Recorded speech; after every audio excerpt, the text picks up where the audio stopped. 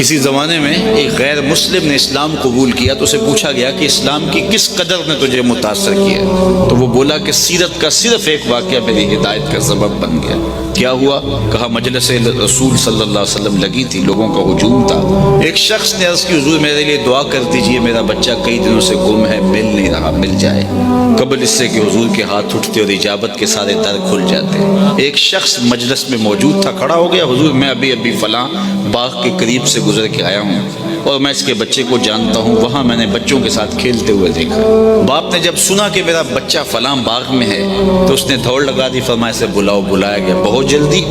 جی حضور آپ جانتے ہیں ایک باپ کے جذبات کیا ہوتے ہیں؟ کہا اچھی طرح آگاہ ہوں، لیکن تمہیں بلایا ہے تو بلانے کا بھی ایک مقصد تھا۔ جی حضور ارشاد فرمائیے۔ فرمایا جب باغ جاؤ بچوں کے ساتھ اپنے بچے کو کھیلتا ہوا دیکھ لو تو بیٹا بیٹا کہہ کے آوازیں نہ دینے لگ جانا، جو نام رکھا ہے اس نام سے پکارنا۔ عرض کی حضور میرا بیٹا ہے، اگر میں بیٹا کہہ کے پکاروں گا تو حرج بھی کیا ہے؟ فرمایا تم کئی دنوں سے بچھڑے ہو، تمہارے لہجے میں بلا کا رس ہوگا اور تم نہیں جانتے، ہو سکتا ہے کھیلنے والوں میں کوئی یتیم بھی کھیل رہا ہو، اور جب تم اپنے بیٹے کو بیٹا کہہ کے پکارو گے، اتنا میٹھا لہجہ ہوگا تو اس کے دل پہ چوٹ لگے گی، کاش آج میرا باپ ہوتا تو مجھے بھی بیٹا کہہ کے پکار۔ کہا یہ شوق گھر جا کے پورا کر دے، کوئی لاؤ تو صحیح کائنات میں ایسا۔ بیوہ کے سامنے اپنی بیوی سے پیار کرنے سے روکا گیا، یہ شریعت بیضا کا مزاج ہے۔ غریب کے سامنے اپنی دولت کی نمائش کرنے سے منع کیا گیا، بلکہ میرے حضور نے یہاں تک فرمایا اپنے گوشت کی خوشبو سے غریب ہمسائے کو تکلیف نہ دو،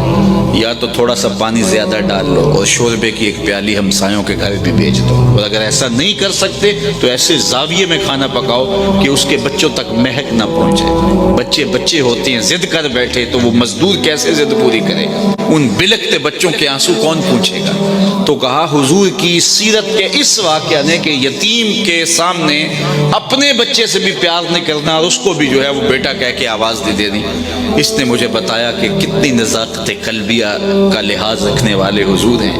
رب بھی قرآن میں کہتا ہے عزیز علیہ ما عنتم، تمہارا مشقت میں پڑنا نبی پہ گراں گزرتا ہے۔ اے امتی تیرے پاؤں میں کانٹا چبھے تو تکلیف مجھے ہو۔